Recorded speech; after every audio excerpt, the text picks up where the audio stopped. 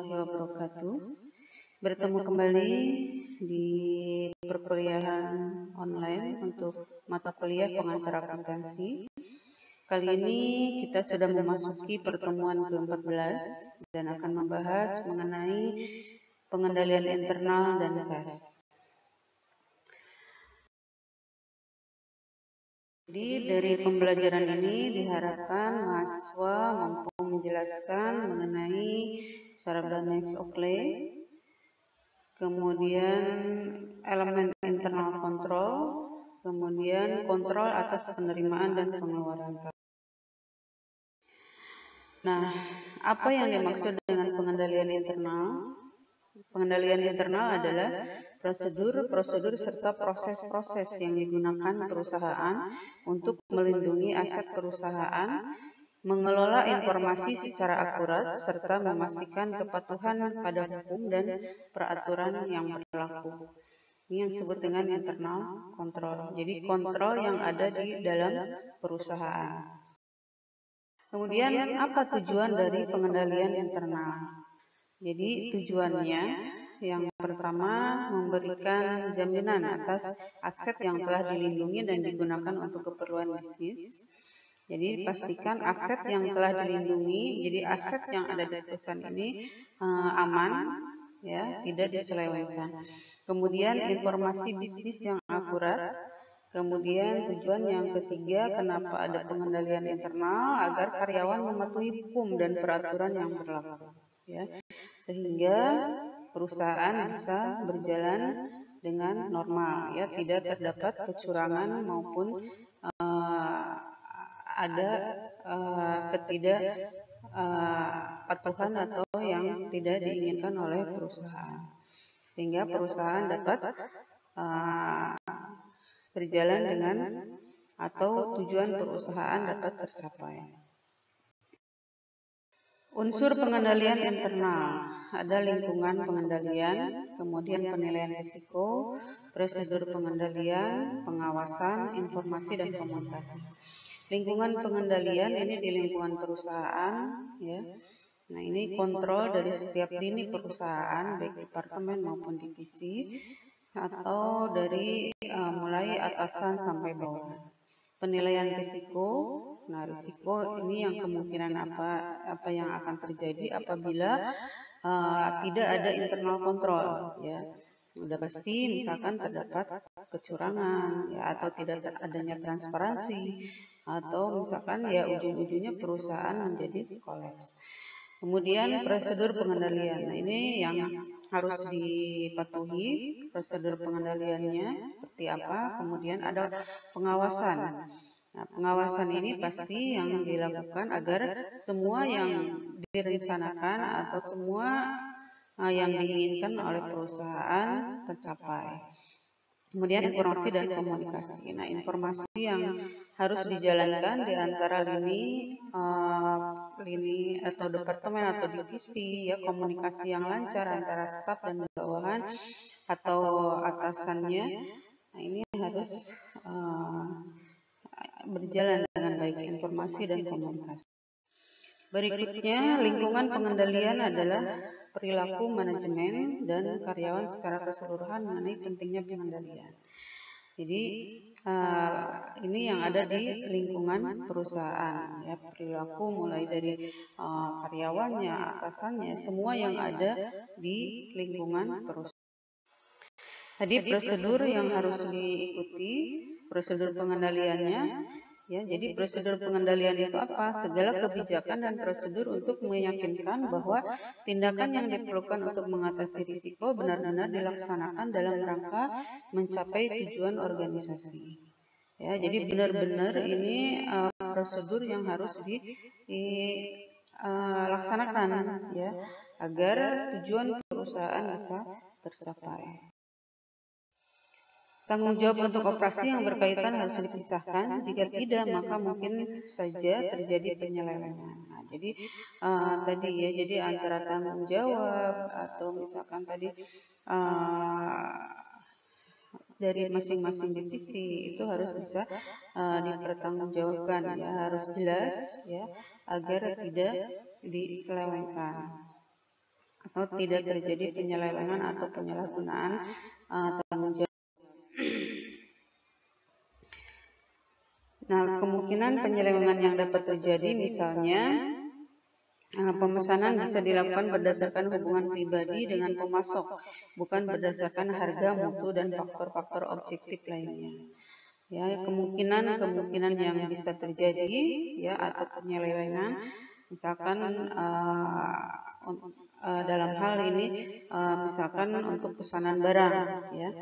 Nah, ini pesanan barang diselewengkan atau pesanannya bukan berdasarkan dilihat dari mutunya, kualitasnya, ya, tetapi dia keinginan sendirinya, ya, sehingga harganya kalau tidak melihat mutu, yaitu bisa lebih murah.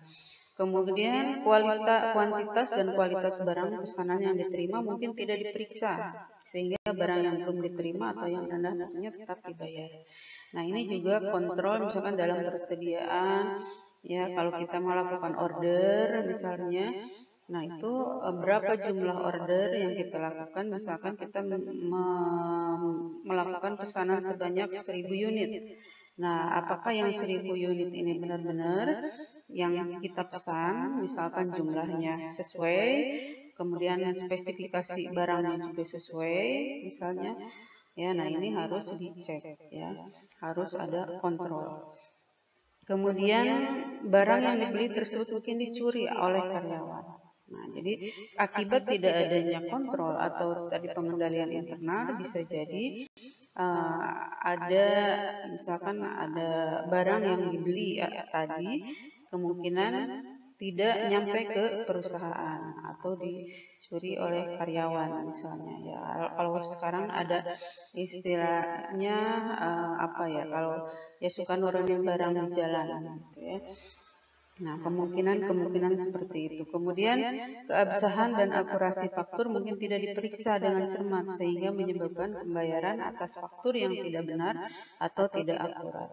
Jadi benar-benar kontrol dalam persediaan ini. Kalau kita melakukan, misalkan kita melakukan pemesanan barang, ya, nah, faktur juga harus dicek, kemudian ya kesesuaian barang dengan yang kita pesan itu harus dicek agar tadi tidak terjadi misalkan barang yang kita pesan itu tidak sesuai, ya. Jadi harapkan semua pesanan barang itu yang kita pesan sesuai yang kita inginkan. Jadi harus ada pengendalian internalnya. Ini misalkan untuk pengendalian internal dalam pemesanan barang. Kemudian pemisahan operasi, pengamanan aset, dan akuntansi. Nah, kebijakan pengendalian harus menetapkan tanggung jawab berbagai macam aktivitas. Kemudian tanggung jawab untuk operasi, penyimpanan aset, dan akuntansi harus dipisahkan untuk mengurangi kemungkinan terjadinya kesalahan dan kecurangan. Jadi untuk pemisahan tugas, operasi, tanggung jawab, ya, pengamanan aset, dan akuntansinya ini harus dipisahkan jelas, ya. Jadi harus istilahnya jangan tumpang tindih, ya, agar tidak terjadi kecurangan. Nah, ini kemudian misalkan ini siklusnya untuk pemeriksaan independen, pengamanan aset diperiksa, ya, kemudian oleh pihak independen. Nah, kemudian ada pemantauan. Nah, ini juga pemantauan dalam kontrol internal atau pengendalian internal ini harus ada pemantauan. Apa itu pemantauan? Yaitu proses menilai kualitas kinerja pengendalian intern sepanjang waktu. Jadi pemantauan ini jelas harus ada yang ibaratnya dipantau terus, ya. Nah, ini agar kualitas atau kinerja di perusahaan tersebut terjaga, ya. Petunjuk mengenai kemungkinan timbulnya masalah, tanda peringatan yang berkaitan dengan orang.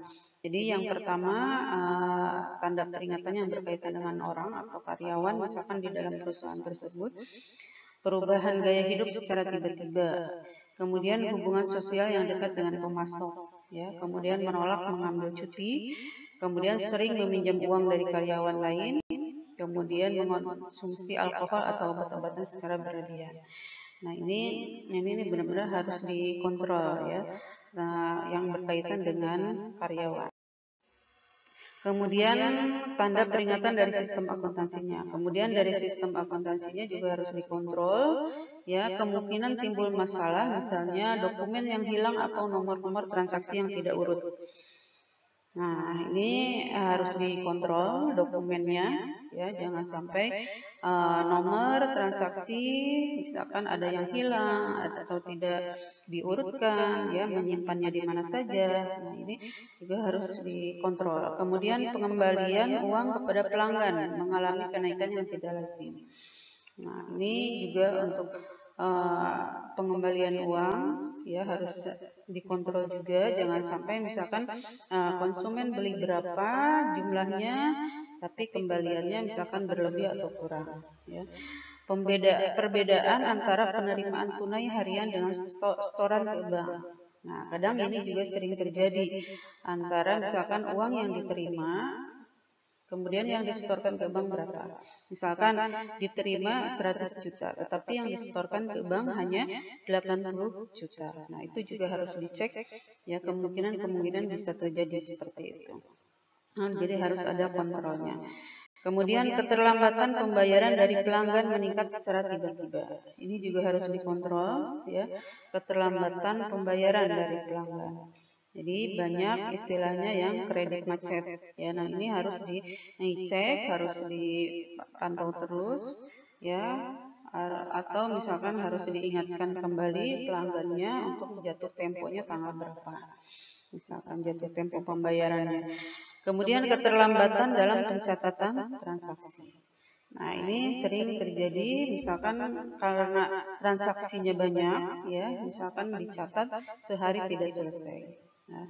Nah, ini juga harus dicek, jangan sampai misalkan tambah transaksinya tambah menumpuk ya, sehingga banyak yang tidak tercatat gitu ya.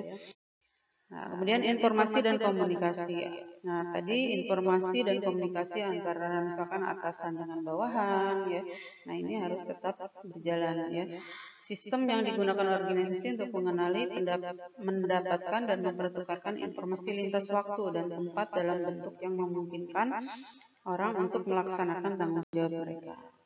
Jadi harus ada komunikasi antara pihak atasan dengan bawahannya ya. Kemudian antar sesama rekan kerja ya, agar tanggung jawab tetap terjaga ya. Nah, kemudian kas. Nah, ini apa itu kas ya? Sering kita misalkan belanja apakah dengan cash atau kredit misalnya gitu ya, tunai atau kredit. Nah, itu sering mendengar istilah cash ya. Sekarang malah istilah cash ini sudah umum ya, sudah lazim gitu, di mana aja sering kita dengar di setiap transaksi, udah nggak asing lagi ya istilah cash ini. Mau cash atau kredit misalnya pembayarannya. Nah, cash ini meliputi uang logam, uang kertas, cek, giro, wesel, dan simpanan uang tersedia untuk ditarik kapan saja dari bank dan lembaga keuangan lainnya.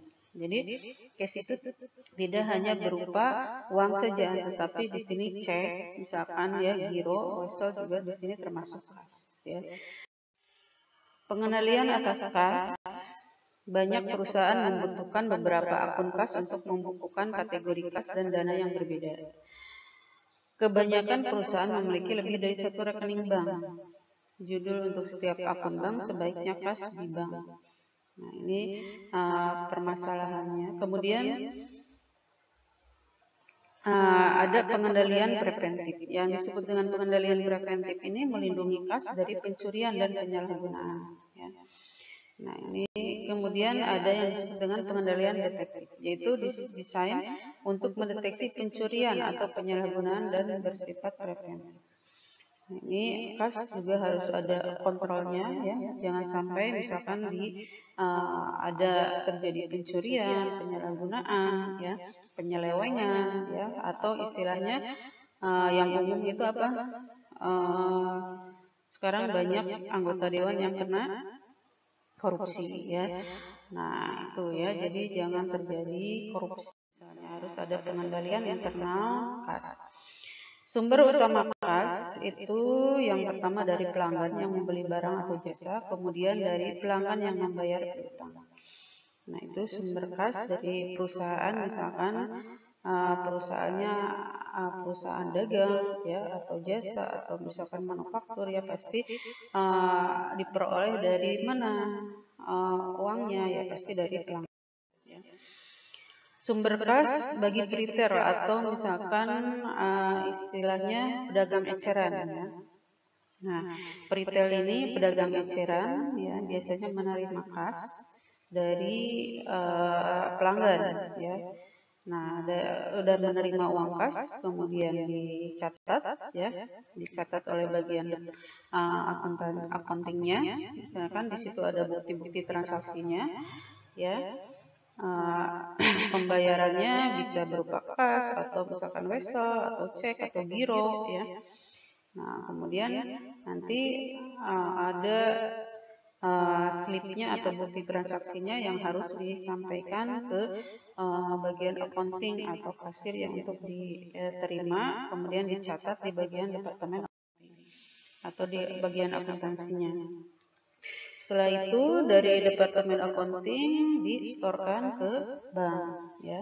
Nah, di sini pencatatannya antara misalkan yang di perusahaan yang ada di bagian accounting itu harus sama dengan yang disetorkan ke bank. Nah, itu sering terjadi di sini kalau tidak ada kontrol.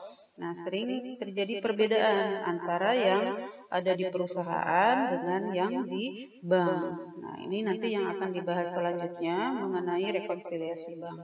Jadi sering terjadi perbedaan antara pencatatan yang ada di perusahaan dengan yang di bank.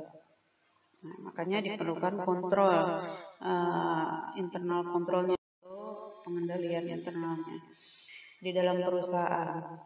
Nah, misalkan menurut catatan registrasi, register kas penjualan tunai tanggal 19 Maret totalnya sebesar 3.150. Setelah mengeluarkan dana kembalian, uang yang tersisa hanya sebesar 3.142. Nah, ini misalkan ada masalah seperti ini ya, totalnya 3.150 tetapi uang yang tersisa hanya 3.142. Maka di sini ada kekurangan atau kelebihan kas sebesar $8. Ya, jadi dicatat kas sebesar 3.142, kemudian ada kekurangan dan kelebihan kas $8, penjualannya 3.150. Kemudian pengendalian atas penerimaan kas dari penjualan tunai. Dari penjualan tunai ya. Nah, biasanya di meja kasir terdapat mesin kasir. Nah, dari penjualan tunai ini angka penjualannya berapa ya, misalkan yang diterima oleh pelanggan sama yang kita catat juga harus sama ya. Kemudian di sini formulir tanda terima uang atau slipnya juga atau struknya yang diberikan ke pelanggan juga harus dicek ya apakah sudah sesuai atau belum. Ya, misalkan kalau kita belanja di Alfamart rinciannya, nah itu apa yang kita beli itu sudah sesuai atau belum misalnya ya. Nah, struknya harus dicek. Kemudian tadi misalkan dari segi uang yang dibayar dengan pengembaliannya apakah sudah benar atau belum. Nah, itu harus ada kontrolnya. Kemudian pengendalian atas penerimaan kas melalui cek atau giro. Ya, ini juga harus dicek, ceknya dan gironya harus dicocokkan ya. Dari nominalnya ya, kemudian ceknya itu benar-benar bisa dicairkan atau tidak, atau gironya udah misalkan jatuh temponya masih ada atau tidak ya. Nah, itu harus betul-betul dicek ya. Kemudian pengendalian atas penerimaan kas melalui transfer dana elektronik kas atau sekarang tuh ada fintech ya, finansial teknologi ya. Nah, kalau misalkan transfer melalui digital, nah itu juga harus diperhatikan ya. Pencatatannya atau misalkan bukti transfernya juga harus dicek ya, harus sesuai antara pencatatan atau yang ditransfer dengan bukti itu harus. Pengendalian internal kas atas pembayaran kas. Nah, pembayaran ini pengendalian atas pengeluaran kas harus memberikan jaminan bahwa pengeluaran dilakukan hanya untuk transaksi yang diotorisasi. Kemudian pengendalian kas harus memastikan bahwa kas digunakan secara efisien. Sistem voucher memastikan bahwa apa yang dibayarkan adalah apa yang benar-benar dipesan, diterima, dan ditagih oleh pemasok. Nah, diantaranya untuk sistem untuk pengendalian internal atas pembayaran kas ini dengan menggunakan voucher, sistem voucher ya. Jadi ini benar-benar misalkan aman ya, misalkan yang dipesan, yang diterima, yang ditagih oleh pemasok itu ya berdasarkan voucher yang diberikan. Nah, sistem voucher adalah sekelompok prosedur untuk mengotorisasi dan mencatat kewajiban serta pengeluaran kas. Fitur-fitur dasar sistem voucher biasanya menggunakan voucher. Kemudian sistem tersebut biasanya memiliki arsip untuk voucher yang belum dibayar dan yang sudah dibayar. Biasanya dibuat oleh Departemen Akuntansi setelah semua dokumen pendukung yang dibutuhkan diterima, pesanan pembelian, faktur pemasok, dan laporan penerimaan. Dalam menyiapkan voucher, petugas utang usaha memverifikasi kuantitas, harga, dan akurasi matematis dari dokumen pendukung dan mengarsip voucher yang sudah dibayar. Ini salah satu sistem dari tadi pengelolaan pembayaran kas, sistem voucher ya. Demikian untuk pembahasan kali ini ya. Mudah-mudahan bermanfaat. Terima kasih atas perhatiannya. Assalamualaikum warahmatullahi wabarakatuh.